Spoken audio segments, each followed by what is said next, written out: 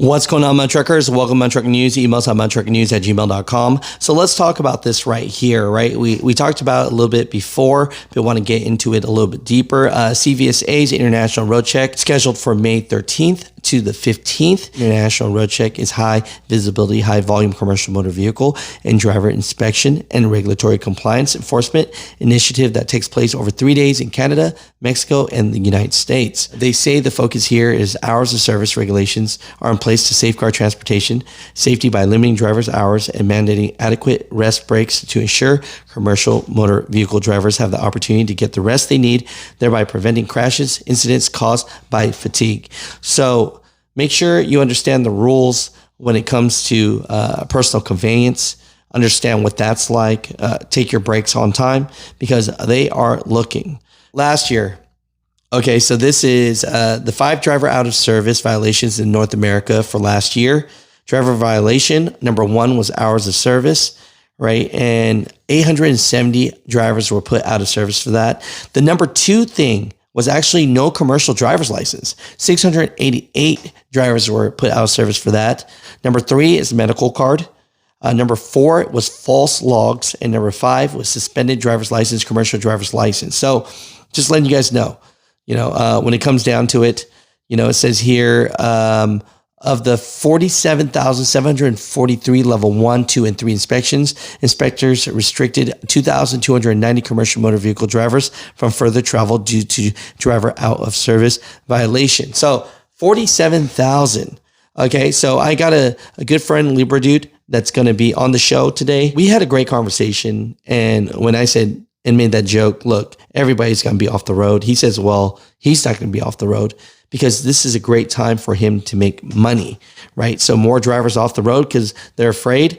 No disrespect to any driver that's afraid. I get it. But Libra dude states that, hey, if your equipment's good, you take care of business, why not drive and make money right now while the bad actors are off, right? What's going on, Mutha Truckers? So I'm out here with my guy, Libra dude. You can check him out on all social medias. Yeah. How long you been in the game now, man? Oof, man, you trying to age myself out here? I've been in a long time. I've been around the block, I've done a lot of things, all types of different trucking, and met a lot of people, met a lot of cool people. You'll be one of them. Oh, come on. Nah, I'm going to, in the video, I'm going to have a little, your KW like driving by, you know what I'm saying?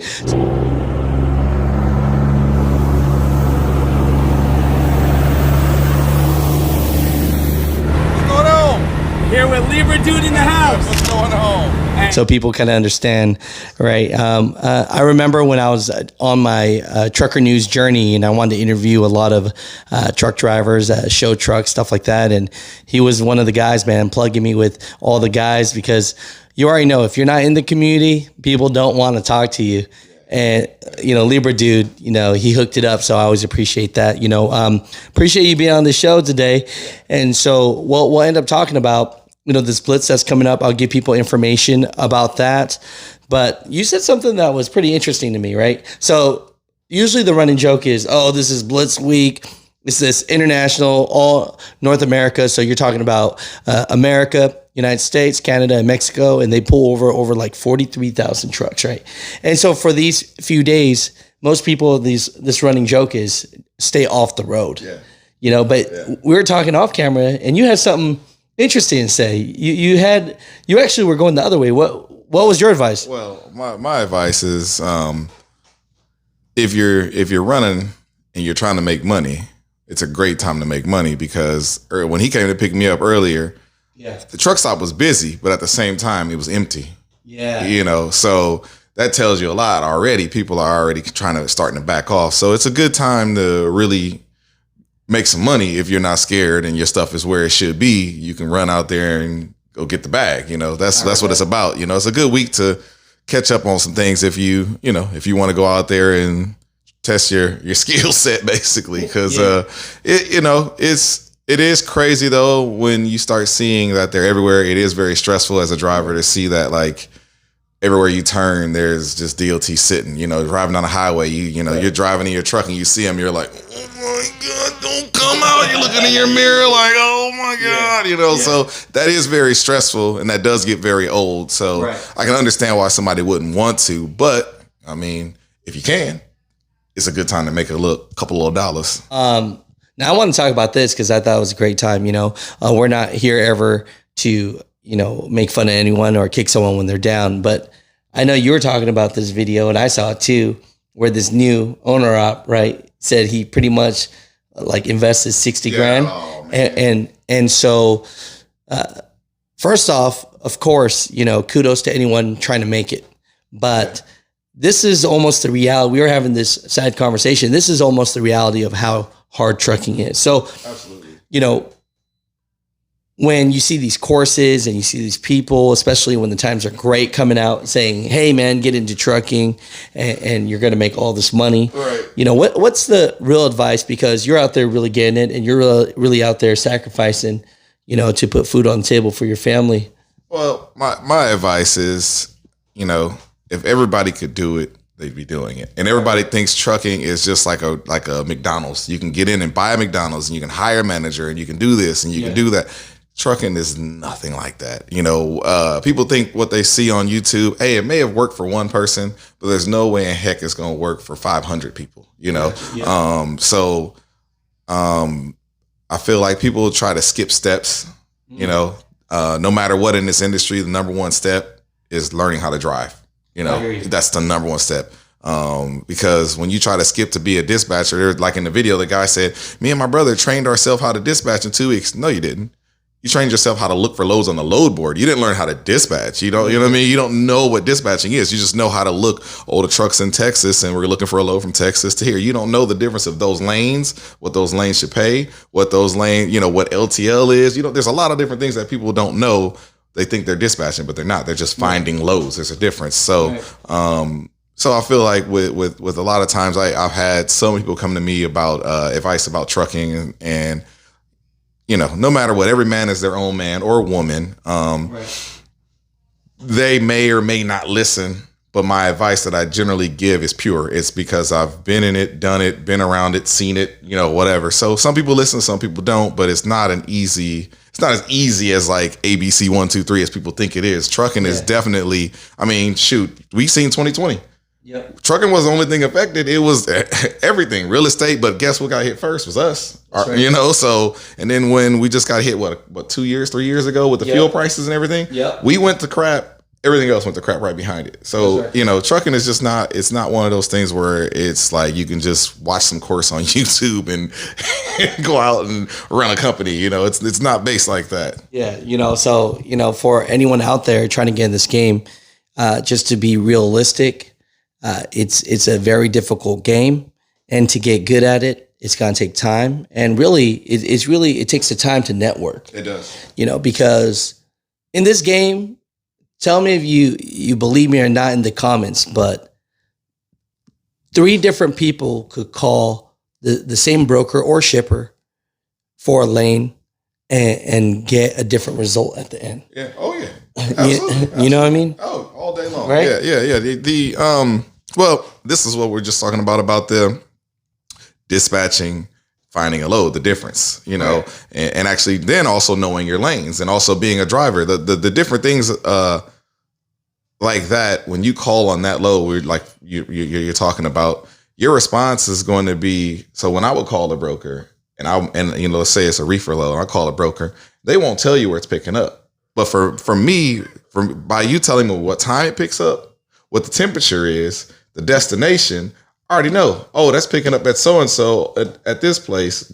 Oh yeah, your appointments are from this time to that time. I already know it. When I'm on the phone, they're shocked because I already know all the information on the load. So with me knowing that, they know not to play with me when they say whatever the rate is going to be, because I already know what it should be because I've been there and I'm like, oh, it's going to da-da-da. Okay, the appointments over there are usually from 4 to 9 or whatever. And, so I've already know everything about their load before they even give it to me. So I feel like that always helps me because you can't play with me. So that's the result I'm going to get. It's like, and usually because of that approach, they want to work with me a lot more. Right off the gate, they want to work with me a lot more. They're, oh, you know what? Hey, we got these loads. I didn't ask this information. They're giving it to me. Hey, we got these loads all the time, so on and so forth. And it's the same thing we were speaking about earlier, where people say, my plastic Freightliner Cascadia makes the same money as your Kenworth. And that's a big debate right now because I got a lot of work just by having a nice truck that I take care of, that I take pride in, know.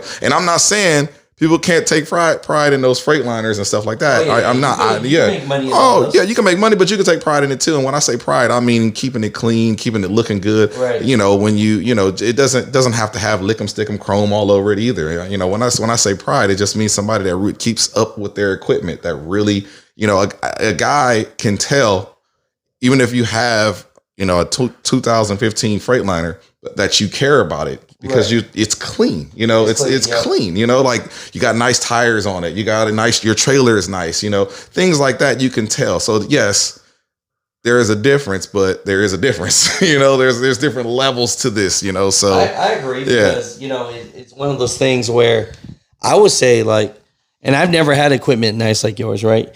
Because I've always had international pro stars and I was in the moving game, but the moving game is a little different because, you own the truck, but then you work for an agency and the agency gives you your loads. Yep. So that's a whole different game. Yep. And that's a good game, but people don't understand. People don't understand that part of the game is a great part of the game. I've been explaining that to another friend of mine. Yeah.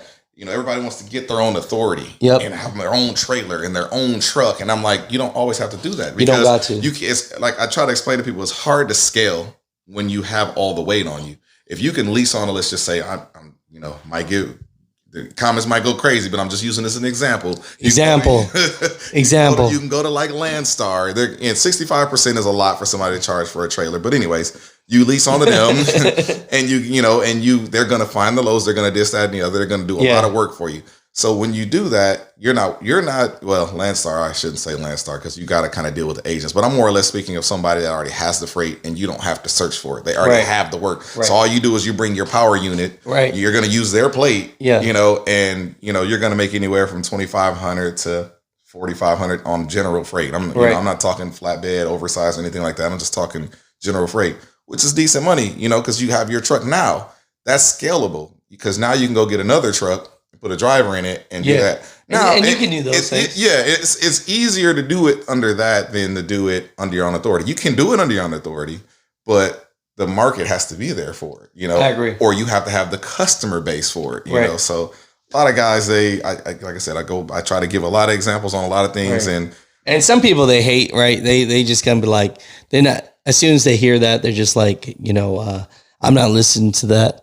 But the truth be told is, and I've seen this time and time again, is there are shippers out there that have really have a lot of pride in their product.